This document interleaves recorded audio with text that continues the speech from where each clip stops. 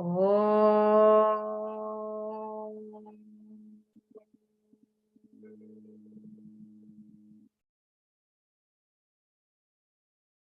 Om.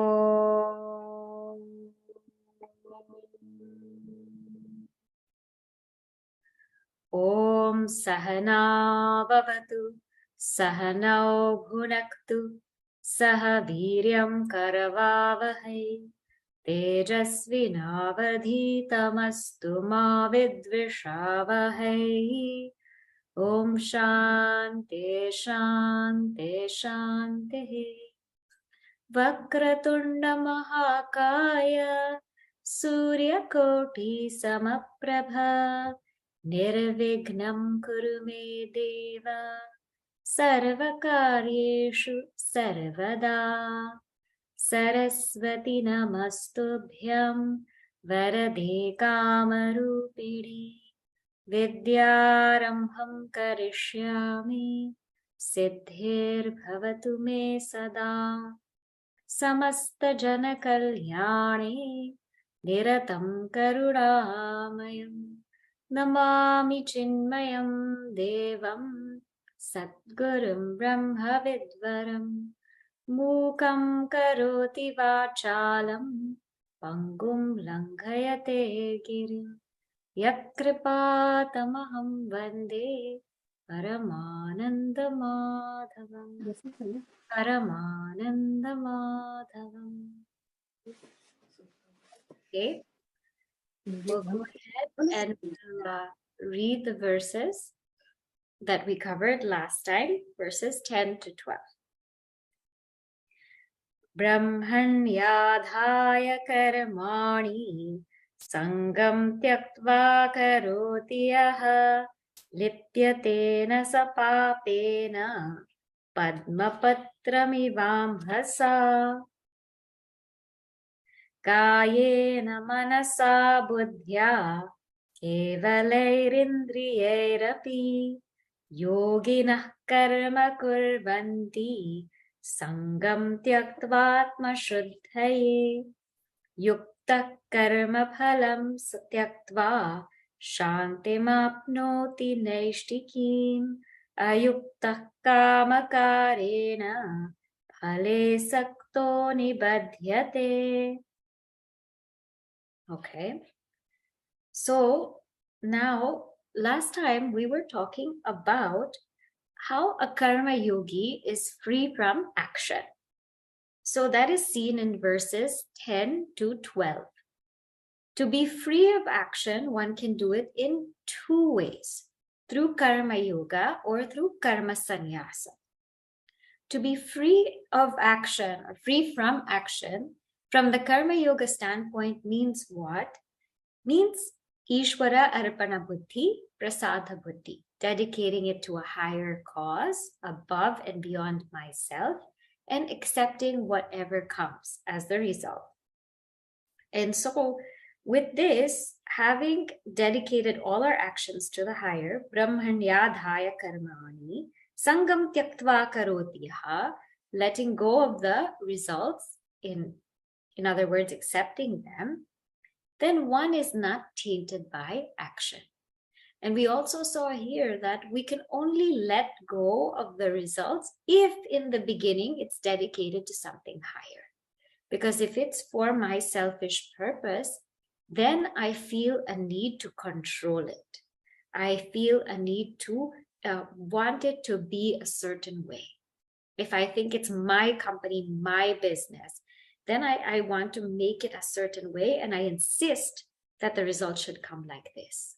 Whereas if we say this is Bhagavan's company, this is Bhagavan's place of work or place of dwelling, then whatever happens, happens. I'll do my best. And this person is not tainted like a lotus leaf, is not wet by water. Although water touches the lotus leaf is not wet by it. It's a very, very beautiful thing. So although one is in the realm of actions, actions do not taint that person. Then we also saw that in verse number 11, how does a karma yogi perform actions? Through the body, through the mind, by the intellect, by the senses. All of these, the yoginaha means the karma yogis, they perform karma yoga for Atma Shuddhi. Atma here means the purity of mind. They perform it for the purity of mind. Kevala. The Kevala word there is to say, it's not for my purpose, it is for something greater. There's no sense of my in it. Huh? So it's just action in its purest form with the purest intention for purification. And also we saw that the karma yogi, then what happens in verse 12, that when a karma yogi performs action this way, shanti mapnoti, they gain this beautiful peace. Naishtikim, this beautiful eternal peace, relatively eternal, because then it prepares them for moksha, which is eternal peace. But the ones who are not karma yogis, ayukta here means those who are not karma yogis, kamakarena, they're always impelled by desire, they become bound. They become bound because there's an agitation. There's an agitation throughout the action. In the beginning of the action, there's an agitation because it's for me, and the mind is just so focused on our own selfish needs and ego. And in the middle of the action, one cannot even concentrate on the process because we're just calculating results. And at the end, obviously the results has so many factors dependent upon it. So it's not going to come as we always think it will come. And so again, there's a disturbance there. So the one who's not a karma yogi really experiences agitation throughout.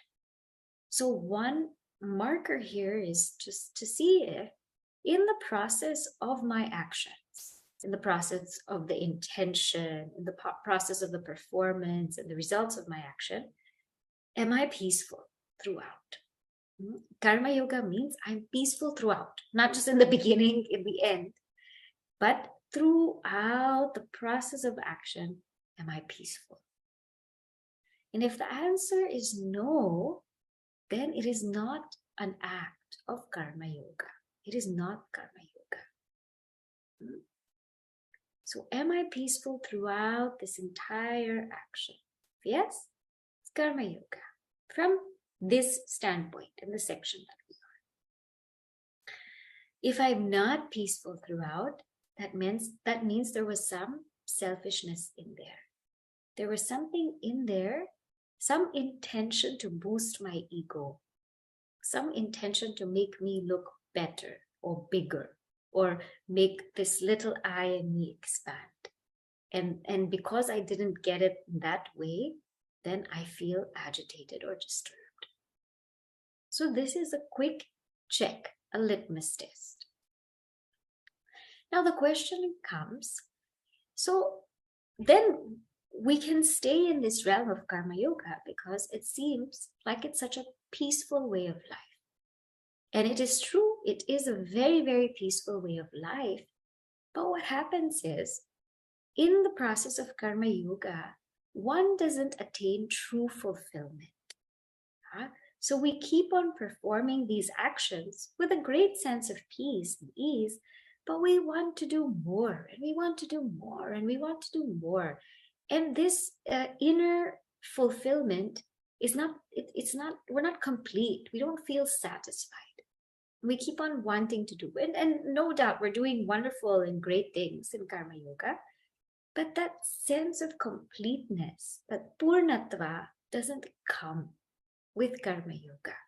We may feel more complete, but the fully complete does not come until one comes to jnana yoga, or one then starts to practice freedom from action in terms of karma sannyasa.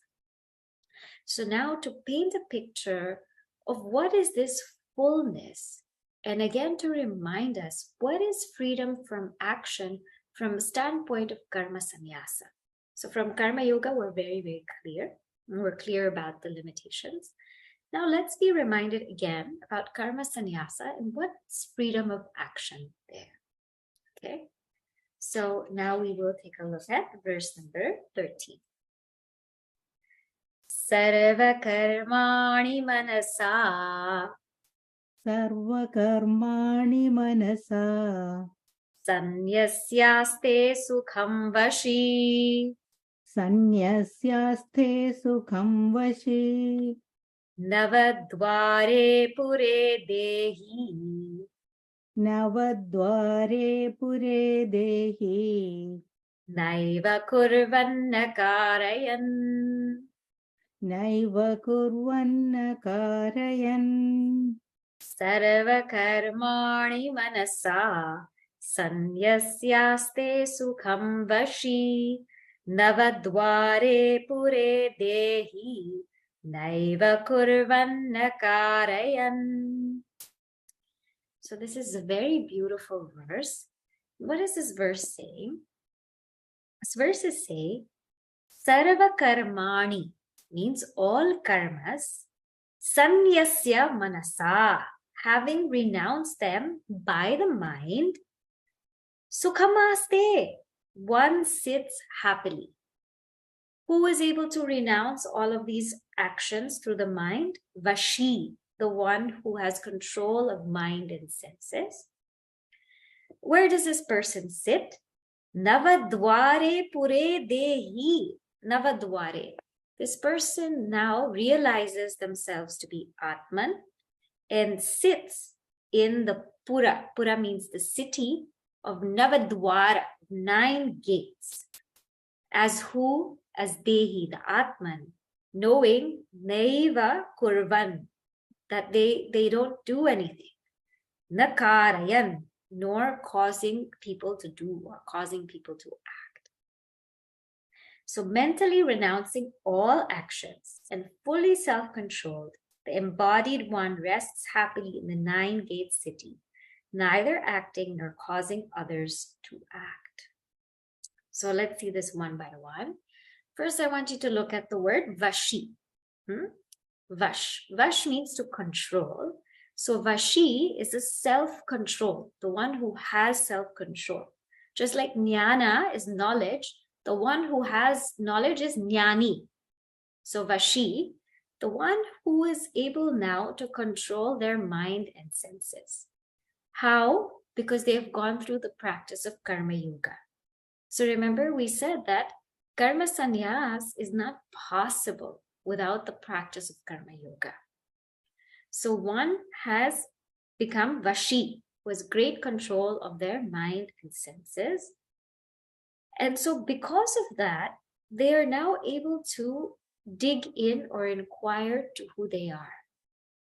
And as they do that, once they do that, sarva karmani sanyasya, they have renounced, sanyasya, renounced all karmas, renounced all karmas.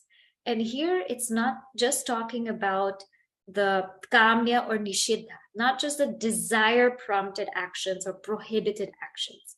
They've also renounced their daily actions, their daily duties, which is nitya karma and naimittika and occasional duties. That's also renounced. But this renunciation is not that they stop acting in the world. So this word manasa is really important because they renounce it by the mind. They renounce it by the mind with the knowledge that they are not the doer. They are not the enjoyer. So in karma sannyas, the practice is, I am not this body, this mind, this intellect. I'm not this ego. I am Atman. And in my presence, everything happens. Like how we saw those verses earlier. Pashyan, shrunvan, right? Seeing, hearing, tasting, smelling. All of that happens in the presence of Atman. So same here, the karma sannyasi has mentally renounced karmas. All karmas means that they understand that they are that Atman, that pure awareness, which illumines all of these actions. by which they by their presence, the eyes can see, the ears can hear, the nose can smell, etc. But they are the non-doer, and they do not cause anything to be done. So what more about this Atman? So this Atman here is called Dehi. Dehi here means the Atman. And what is their knowledge or understanding? Now this is very nice here. Bhagavan Krishna gives us this metaphor of a city, Pura. Huh? And he says that this body is like a city, huh? Because it has 9 gates, Navadwara. What are the 9 gates? So holes, 2 eyes, 2 ears, 2 nostrils, 1 mouth. So that is there, 7. Then the organ of reproduction, 8, and organ of excretion, 9. Huh? Navadwara. So this body is called a city, and this city has 9 gates. And this 9 gates, everything comes through these 9 gates, right? Comes through them and comes out of them, right? So things come through these 9 gates, things come out of these 9 gates. And just like in a city, everyone works and does so many things, busies themselves, goes from here to there to attain something. Our whole lives, our mind, our intellect, our sense organs, they keep doing things to attain fulfillment, not knowing that fulfillment is already within. So we keep moving, we keep seeing, we keep hearing, tasting, smelling, we keep walking to attain this completeness, not knowing that the Dehi is within. So that Atman is called Dehi, and this Dehi now resides in this body, which is the city of 9 gates. Now, here, very beautifully, there's a Purva Paksha, or there's an objection. It says, now, how are you indicating, what is the difference between Jnani, the one who has knowledge, and Ajnani, the one who has ignorance, right? What is the difference between them? Isn't Atman in everyone's body? Isn't Atman our inner self? Isn't Atman there for everyone? What is the difference between the one who has knowledge and the one who's ignorant? So he says very beautifully, he says, the one who's ignorant, Agnyaha Dehi Dehendriya Sanghata Matra Darshi. The one who is ignorant just thinks that they are the body, that they are only the body. And the one who is ignorant thinks that I am this body and I am sitting here in this place, in this mat. And the one who is ignorant gets so obsessed by where they are sitting. Just think in our lives how obsessed we are. When we are about to fly or go on a flight, we check, am I sitting in the window seat or aisle seat, or do I have a first class seat or a business class seat? For economy, good luck. You cannot choose. You're just going to be in the middle seat. So no point in even checking anything. If it's economy, we're going to be in the middle seat, right?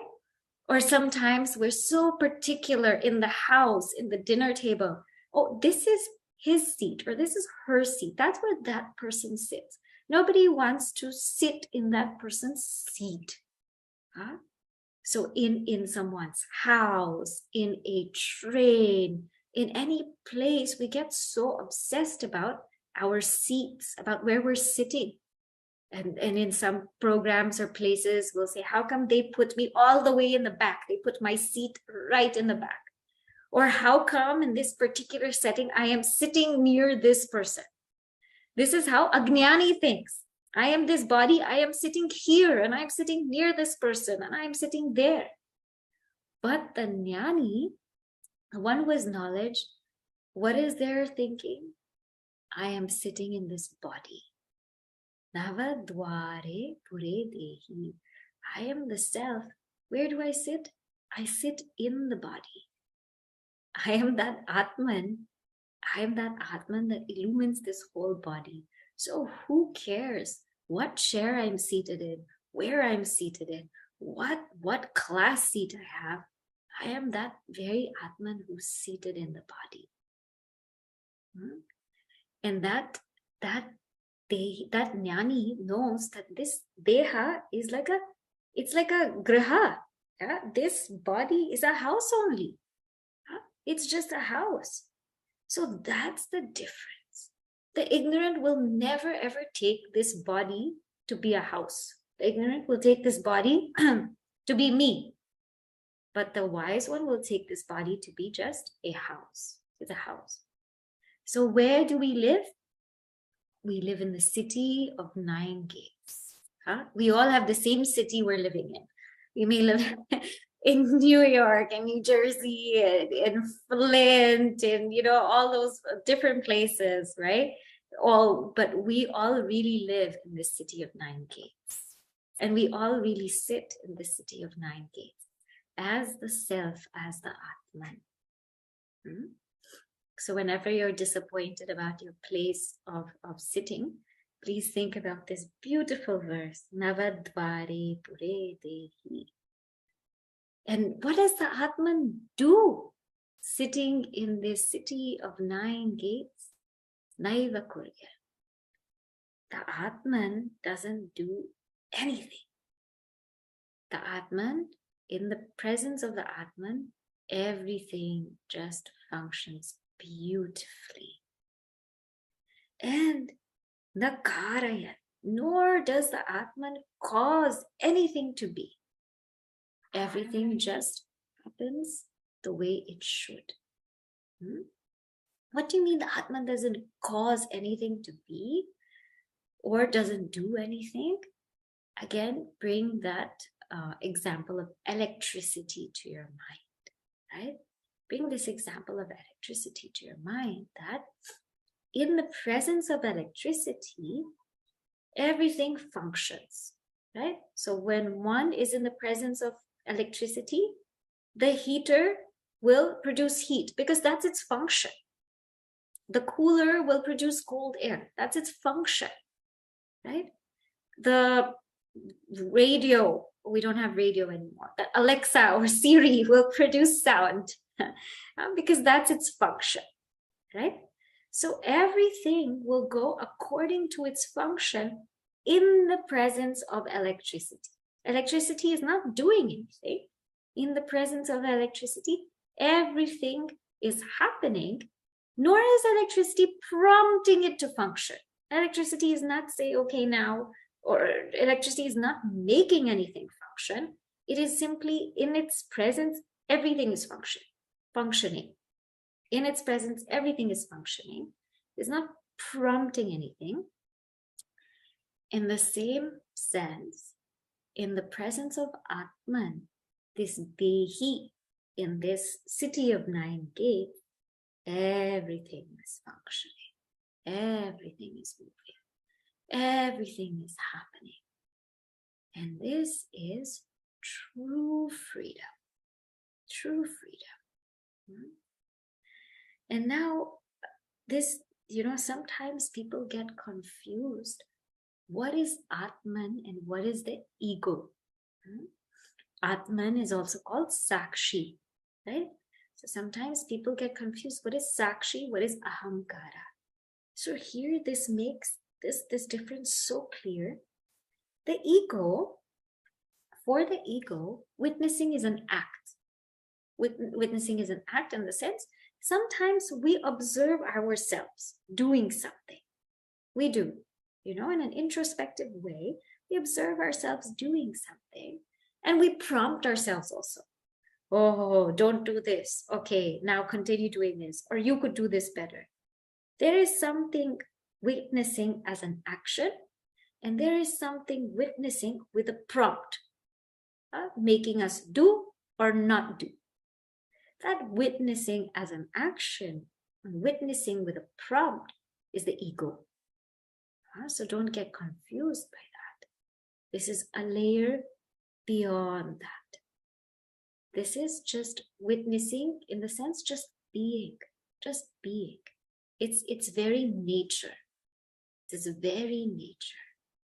It's very nature, and it doesn't interfere with anything. It doesn't interfere, involve, it doesn't prompt. Huh? So that being, which is uninvolved, which is always there, and if in fact beyond time and space, that being, that awareness is Atman. That witnessing as an act, that prompting, which is not always there, that is called ahankara or ego. Yes, true. Another example, could be a nice example, could be also the dream example, right? So whenever we want to sort of understand Atman, we can always come to the dream example. Now that example we will take up in the next verse, because the next verse has a also very nice line that will make us reflect on this deeply. Okay? All right. So, sarva karmani manasa, the one who is free from actions, they are able to renounce all actions through knowledge. Manasa, through knowledge, right? And sukham vashi, sukham, I didn't touch upon this word sukham, that Atman sits in the city of 9 gates, ever fulfilled. Because the Atman is the seat of fulfillment. In the Atman, there's no prayojana. Prayojana means there's no wanting to get something or wanting to gain something. It's that seat of fulfillment. And does nothing nor causes anyone to do anything. So this is freedom of action to a whole different level. Now, a question might come that we are practicing karma yoga. Can we also practice this? Can we also reflect on this knowledge? Yes, of course, we can. Whenever we can bring this knowledge to the mind, we should. Because remember, the transition from karma yoga to karma sannyas is not karma yoga, karma sannyas. It's not like that. It's a whole process. So in and through our daily life, whenever we can bring this knowledge in, bring it, reflect on it, think about it deeply, and immerse oneself in it. Okay? Now, we will go to the next verse, where again he wants to expand this so that it becomes very clear and there are no doubts. Right? Verse number 40. Nakartritvam nakarmani. Nakartritvam nakarmani. Lokasya srijati prabhuhu. Lokasya srijati prabhuhu. Nakarma phalasam yogam. Nakarma phalasam yogam. Svabhavastu pravartate. Swabhavastu pravartate. Nakartritvam nakarmani. Lokasya srijati prabhuhu. Nakarma phalasam yogam. Svabhavastu pravartate. So here in verse 14, now the first word we'll take is Prabhu. Prabhu here means that Atman. It's using the word Prabhu. Prabhu means master, Lord. It's using this word because we just talked about the one who dwells in the city of 9 gates. Okay? So that Swami, that master is Prabhu.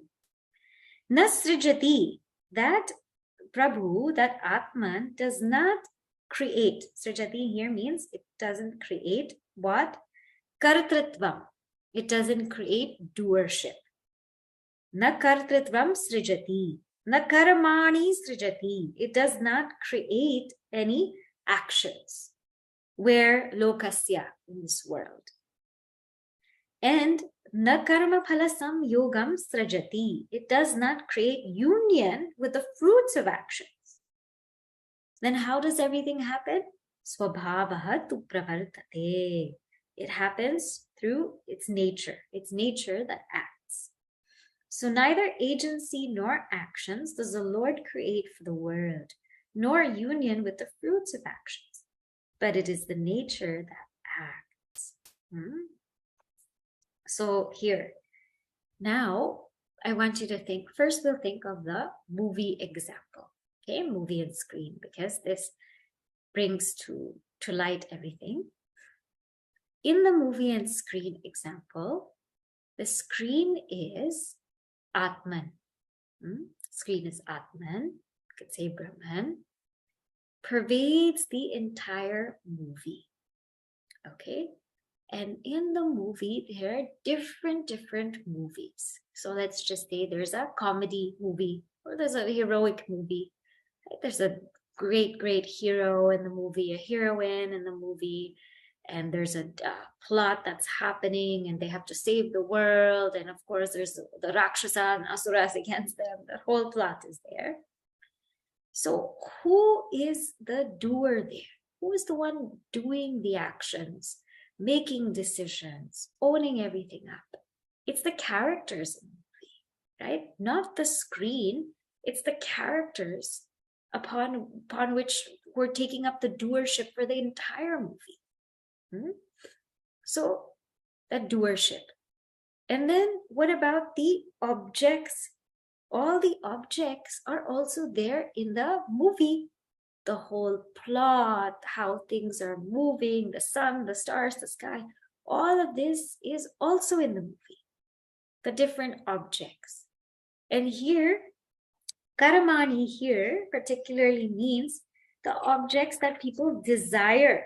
So here it's called ipsita tamani, means the objects that people seek. And in the movie also, there's karma phala samyoga, means that those characters are seeking something and getting those results. So they're being united with the results. And in fact, if we look at this movie, all of us are like these characters, right? We are in this world, or we feel that we are in this world, and we're out there to gain our desired objects, right? We are the doer. I am the doer. I am this person. I am this ego. And I am wanting to gain all of these objects in the world. And that's how we go through our lives. And then we get the results. And sometimes we get the object of our liking. Sometimes we don't, right? Sometimes we get it quickly. Sometimes it takes time.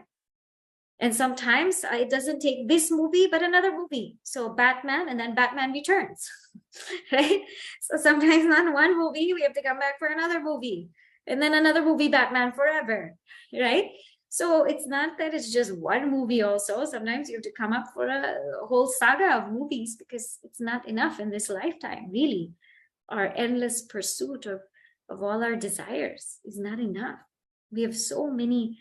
One poet said one time, like, we have so many desires, but our capacity is just this much. When we have so many desires, how are we going to fulfill that? So we have to come back movie after movie after movie. Who comes back? The character. The character. So what this is saying is, where is the doership lie? Where is the actions lie? Where is the uniting of the actions with the results? Where is that? That's happening only in the movie. This whole thing is happening in the movie. But I am who? Prabhu. Prabhu, that screen upon which this whole movie happens. So Atman does not create anything, does not put anything together. Everything is just happening in the movie. Everything is just happening in awareness. then the question comes, but if it's happening just in awareness, why is it happening at all? Atman, the self, has nothing to do with it, right? Atman doesn't have anything to do with it. Now, why is all of this happening? Why is one taking doership? Why is one pursuing objects? Why is one doing all of this? Swabhava. Here, the word swabhava is maya. Swabhava is maya. It's because of maya. It's because of this, in the next verse it will come, it's because of this ignorance that we feel we're the character and we're not consciousness. So because of this ignorance, we feel we are the character, we are not consciousness. Because of ignorance, we get lost in the dream. We think we are a character in the dream, and we forget that we are consciousness. Gurudev says so beautifully, he says, you're not lost in a dream. You're just dreaming that you are lost. It's such a short quote, but it's so deep. You're not lost in the dream. We're not these characters that are lost in a dream. We are only dreaming that we are lost because we are Atman already. We're dreaming that we are lost. And even our search for the self is also a dream. Right? So in this way, as long as we take ourselves to be consciousness, then we are ever at peace. But when we take ourselves to be a character, we are in pieces, literally in pieces, because sometimes we feel that we are the karta, we're the doer. Then sometimes we feel we're the karayata, we're the prompter. I taught him this, or I taught her this, or I want to make him do this or her do that. Sometimes we feel we're the bhokta. I want to experience this, the experiencer. Then sometimes we want to also make people experience. I want my child to go through all of the experiences that I have gone through. I want my child to go through this also, through that also. Now, all parents have that thought, right? So why is that happening? Because we take ourselves to be the character. And then when we take ourselves to be the character, we also want Oscars. Right? I heard the Oscars, you want to win and all of that. We get so excited. All of these things happen. But who is the one who is ever at peace? The one who rests as Atman, Prabhu. So that Prabhu, that Atman doesn't create doership, doesn't create objects, doesn't create these results coming to the doers. Everything is just happening. Swabhava. Swabhava. Just, you can again bring that example of electricity. In the presence of electricity, the heater will do its function, which is heating. The cooler will do its function, which is cooling. The refrigerator will do its function, cooling. The television will do its function, it's transmitting. So like this, in the presence of the self, everything will do its function. The mind will continue to think. In fact, in Tattva Bodha, there's functions for each. So the mind, specifically, if we talk about manaha, the function is sankalpa vikalpa. Sankalpa vikalpatmaka. Fluctuating from decision to indecision. Then buddhi's function is nishchayatmika. Nishchayatmika means that determination. That determination is the function of the intellect. Then chintana kartra, that one which makes memories, that's the function of memory. Then ahankarta ahankara, the one who owns up the I. This I stamp, that's the function of the ego. So all of these functions will continue. They'll continue. But the Atman is the one that illuminates everything. Even the I do function will continue. That I am picking up this bottle. That I am picking up this bottle is only possible because of that ahankara coming in, right? It's when we identify with ahankara that the trouble happens. But all of this function will continue. All of these functions will continue. But the Atman doesn't create these functions, doesn't engage in these functions, is ever above and beyond these functions, but as well as the substratum for all of these functions. Okay. Now, what else about this Atman, this beautiful Dehi who resides in the city of 9 gates? So let us see the next verse. Nadatte kasyachit papam. Nadatte kasyachit papam. Na chaiva sukritam vibhuhu. Na chaiva sukritam vibhuhu. Ajnanena vritam jnanam. Ajnanena vritam jnanam. Tena muhyanti jantavaha. Tena muhyanti jantavaha. Nadatte kasyachit papam. Na chaiva sukritam vibhuhu. Ajnanena vritam jnanam. Tena muhyanti jantavaha. So now, what is this verse saying? Now that Prabhu, so connect all the dots. That Dehi in verse 13 was Prabhu in verse number 14 is Vibhu in this verse 15. Yeah? So Dehi, Prabhu, Vibhu. All of that is Atman. Vibhu here is to say that Atman is all pervading, Vibhu, or also that it appears as many. Vividham bhavati iti vibhuhu. So that Atman na adatte, it does not take what? Papam, the demerit, kasyachit. Na kasyachit papam adatte. Doesn't take the papam, the demerit of anyone, nor sukritam, nor the punya of anyone. Doesn't take it. Ajnanena avritam jnanam. This jnanam, this knowledge, which is veiled or enveloped, avritam, by ignorance, ajnanena, tena, by this, jantavaha, all beings are muhyanti, are deluded. The Lord takes neither the demerit nor even the merit of any.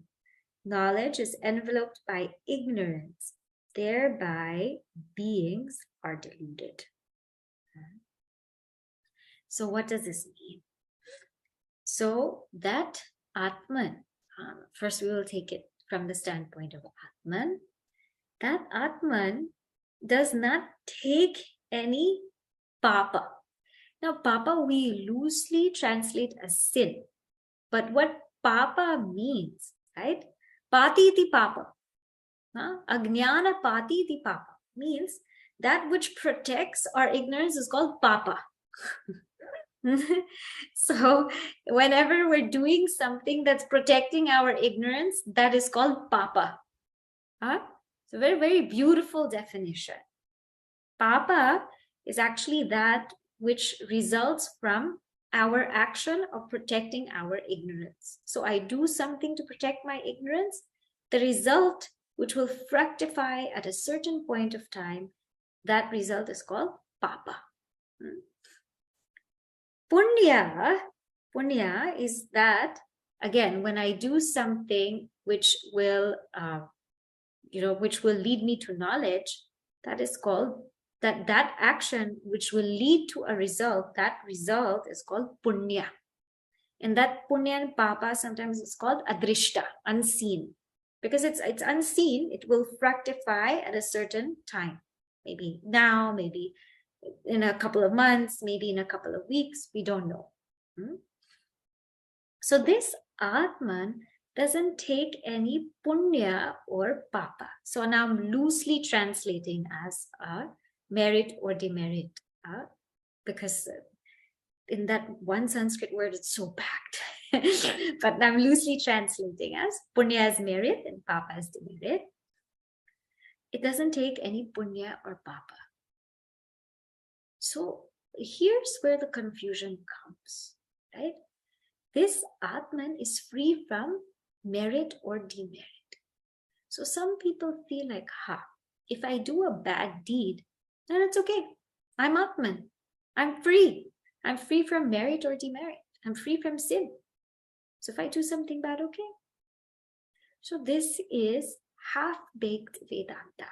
Now this is where we have to be so careful about how we read and study and listen to Vedanta. I'll give you an example. Let us say somebody committed a murder, and somebody has read the Bhagavad Gita, says, I committed a murder, and goes into court and says, you know what? I didn't do anything because I'm the non-doer. I'm the non-doer. I have studied chapter 5. I'm not the doer. I didn't do anything, so you can't punish me. But luckily, what happens is the judge also read Bhagavad Gita. I know you're not the doer, the judge says. I know you're Atman, and you are the all-pervading Atman, so you can't even be imprisoned. But your body can be imprisoned, so your body better go to jail. So what happens is, we take ourselves, we say, I'm the non-doer of this bad deed. But when the bad deed, the result of the bad deed fructifies, I suffer. I'm the sufferer. So I'm the non-doer of this bad deed. But when it comes to give me results, I'm suffering. Like I'm the non-doer of eating junk food. Okay, today I'm eating a lot of junk food. It's okay, I'm Brahman. I'm Brahman anyway, so it's okay. Okay, but when you get a stomach ache and diarrhea, then don't say I'm Brahman and I don't have a stomach ache. I mean, you can say I'm Brahman and I don't have a stomach ache. Okay, but if you can't, if you're saying, oh my God, my stomach's really, really hurting, then that is not Vedanta. That's not Vedanta.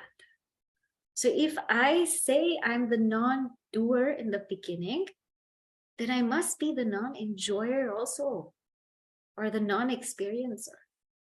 If in the beginning I'm the non-doer, and then when the results come, I am thoroughly suffering them or enjoying them, that's not Vedanta. That is ajnana, as ignorance. So this Atman doesn't take any punya and papa because it's the non-doer and non-enjoyer. It's the non-doer, so it doesn't do any action. So there's no question for results of action touching that Atman. But only a very mature mind will understand something like this. And be able to rest in this knowledge. Na adate kasyachit papam. Then nirvana shatkam. Na punyam, na papam. Na saukhyam, na dukkham. Right? Adi Shankaracharyaji's Nirvana Shatkam. Na punyam, na papam. I don't have any punya, I don't have any papa. This is what that means. But why is it that we feel like that? Again, why do we feel like we are that doer, enjoyer, etc.? Because ajnanena avritam jnanam. Because our knowledge is as though enveloped by ignorance. Our knowledge is as though enveloped by ignorance, and therefore jantavaha. Jantavaha means punha punha jayate iti jantavaha. The ones who are born again and again are called jantavaha. Beings are deluded because our knowledge is as though enveloped by ignorance. One point I'll bring here is that we feel, as the ego, we feel we've committed sins, committed wrongdoings, we've committed mistakes. Sometimes we think things that are wrong, that we shouldn't think of. Sometimes we say things that we shouldn't have said, or we do things that we regret or feel guilty about. But the biggest sin is to take ourselves to be the jiva. That is the biggest sin. To take myself to be this limited being, that's the biggest papa. So this we should try to get out of. And once we get out of that, then there is no more sinner. So now the question becomes, what is that ajnana that as though covers jnana? What is that ignorance that as though covers knowledge? So we know that this ignorance has two powers. Ignorance is two powers, right? Avarana Shakti and Vikshepa Shakti. Avarana Shakti means the veiling power, means I do not know who I am. Veiling, veils me from the truth. Vikshepa, projecting power. Therefore, I think I am the body, mind, intellect. So in this verse, Ajnanena vritam jnanam. Avritam, that enveloping, that is Avarana Shakti. That is to tell us that Avarana Shakti. Then Tena muhyanti jantavaha. Because of this veiling, muhyanti, one gets deluded. That is the Vikshepa Shakti. Right? So you can see it in these ways. You can also see it as Ajnana and then Adhyasa. We superimpose things on ourselves. Now, one point also I will just touch upon here is that now Gurudev writes this, but this I just want to give a word of caution that we have to take this very, very carefully. I'll just read what Gurudev has written and then I will explain. It's in the commentary, so I want to make sure it's understood correctly and not misunderstood. So we can also take Vibhu as that supreme, right? And so Gurudev says here, the supreme who is all-pervading Vibhu, contrary to all our Pauranika concepts of stock-taking gods and deities, is declared here is not taking any note of the merit or demerit of the living creatures. It is such passages that shock the story-reading devotee class, and therefore they generally ignore the Gita and read the glories of Krishna.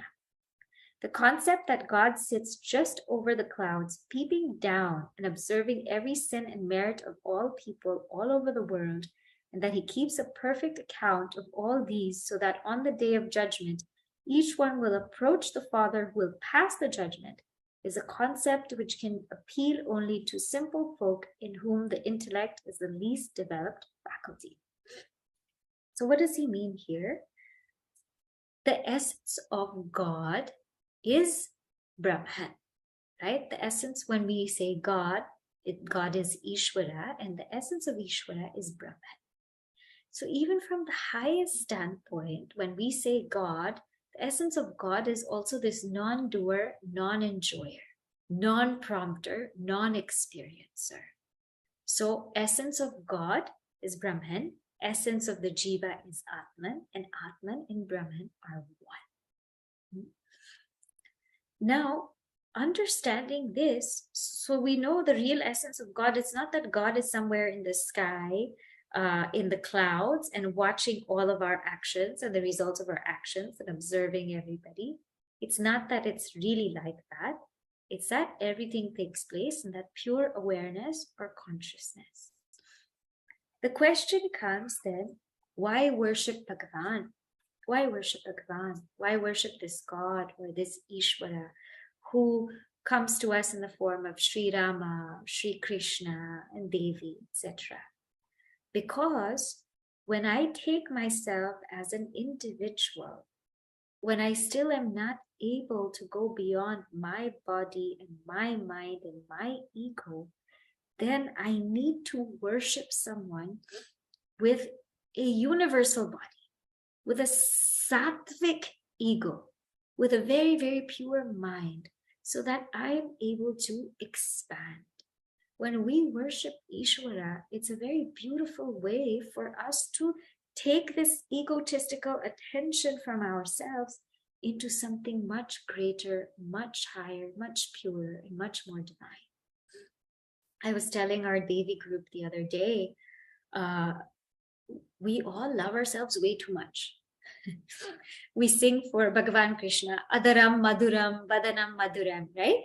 We sing that, you're so beautiful, your face is so beautiful. But really, how much time do we look at our face and say, oh, Adaram Maduram, Vadanam Maduram? How much time do we look at our face? How much time do we look at our body and our things and the things that we do? We spend so much time loving this ego, so much time pampering this ego, fattening this ego. So the connection to Ishvara for the jiva is essential, because it allows that jiva to go beyond their limited body, their limited ego, into such expansive and divine realms. And in fact, this is a fact, only through the connection with something higher, like Ishvara, can one go beyond to the realm of jnana, knowledge. I'll share this last point with you, and then we will close. When we were in our Yuvavir course, this was, I want to say like 13 years ago. Yeah, not 13. Yeah, 13 years ago. We had these groups we had to form. And the name of our group was Sthita Prajna. Our group's name was Sthita Prajna. And the other group's name, I think, was Bajrang Bali, right? And there's a third group, but I don't remember the name. And so the competition was between Sthita Prajna and Bajrang Bali. Now, I was in the Sthita Prajna team, and there was somebody else in the Bajrang Bali team, and I was the leader of Sthita Prajna team. And the competition was really, really fierce, and we thought we were going to win. We thought we were going to win. We had so many things we had to do. We had to go in the river and build a boat and take it across, and then we had to do all of these treasure hunts, all kinds of things. But anyway, we lost. Sthita Prajna team lost, and Bajrang Bali team, who's Hanumanji, won. And at that time, my heart was like really broken because we lost. And I still remember what Swamiji said at that time. He said, all of you did okay, but always remember that to be a Sthita Prajna, you have to go through Hanuman. And at that time, this is what Swami Mitranandaji told us. At that time, I didn't know the gravity of those words. They hit me, but now they hit me even more. And that's a very powerful lesson. So as I said, when we read these verses from the Gita, take them with caution and take them with greater understanding, and know that nothing will be possible without the grace of God. Okay, so we will stop here. Then next week we will talk more about that ajnana. More about that ajnana we will see next week. I'll say the closing prayers, and then I have a few announcements to make. Om Purnamadav Purnamidam Purnat Purnamudachyate Purnasya Purnamadaya Purnameva Vashishyate. Om Shanti Shanti Shanti. Harihi Om Shri Gurubhyo Namaha. Harihi Om.